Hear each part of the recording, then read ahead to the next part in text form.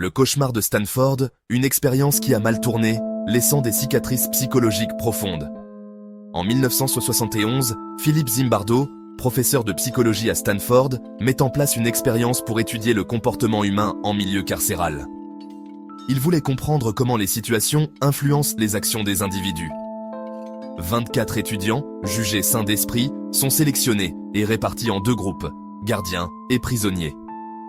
Ces jeunes hommes, ordinaires et sans antécédents criminels, se retrouvent plongés dans un environnement oppressant. L'objectif est d'observer comment ces rôles, attribués au hasard, affectent leur comportement. Les résultats allaient au-delà de toutes les attentes. L'expérience, prévue pour durer 2 semaines, est interrompue au bout de 6 jours. Les événements prirent une tournure si dramatique que la poursuite de l'expérience devenait dangereuse. La raison ? Une dégénérescence terrifiante et inattendue. Les comportements des participants se détériorèrent rapidement.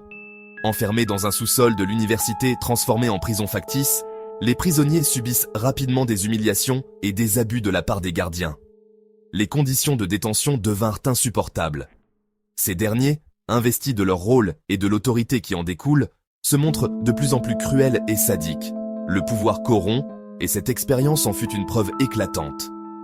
Zimbardo lui-même, en tant que directeur de la prison, se laisse prendre au jeu, perdant de vue l'aspect scientifique de l'expérience. Il devint partie intégrante de cette dynamique destructrice, oubliant son rôle d'observateur impartial. Uniforme et autorité, les ingrédients d'un désastre. Dès le départ, l'expérience de Stanford est marquée par un symbolisme fort. Les gardiens portent des uniformes kaki, des lunettes de soleil réfléchissantes et ont pour consigne de se comporter avec autorité.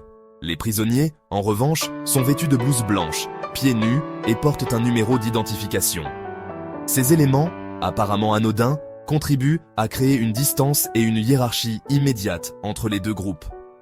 L'uniforme confère aux gardiens un sentiment d'anonymat et de toute puissance. Ils se sentent moins responsables de leurs actes, comme s'ils étaient protégés par leur rôle. De leur côté, les prisonniers, privés de leur identité et constamment humiliés, adoptent une attitude passive et soumise. La métamorphose, des étudiants ordinaires deviennent des tortionnaires. Ce phénomène est à la fois fascinant et terrifiant. Le plus effrayant dans l'expérience de Stanford est la rapidité avec laquelle les participants se transforment. En quelques heures seulement, des comportements choquants émergent. Des jeunes hommes, initialement bienveillants et équilibrés, se transforment en bourreaux impitoyables en quelques jours. Leur transformation est si radicale qu'elle semble irréelle. Les gardiens imposent des punitions arbitraires, privent les prisonniers de sommeil, les obligent à nettoyer les toilettes à main nue. Ces actes de cruauté deviennent rapidement la norme.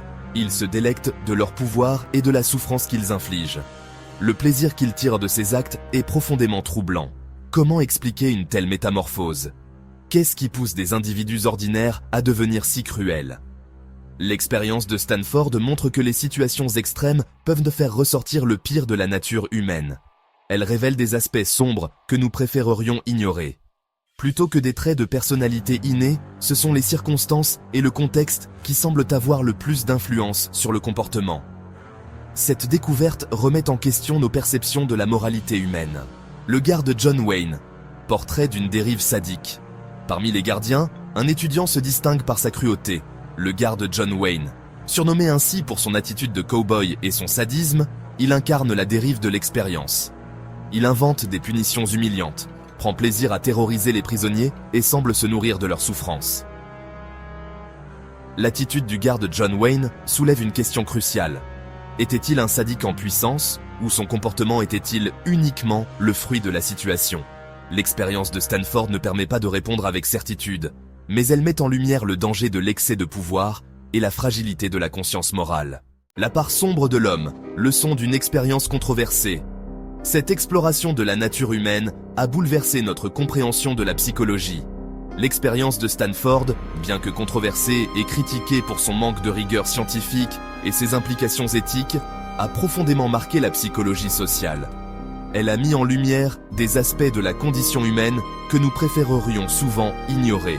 Elle a révélé la puissance des situations et la facilité avec laquelle des individus ordinaires peuvent commettre des actes cruels. Les participants, plongés dans des rôles de gardiens et de prisonniers, ont rapidement perdu leur sens moral.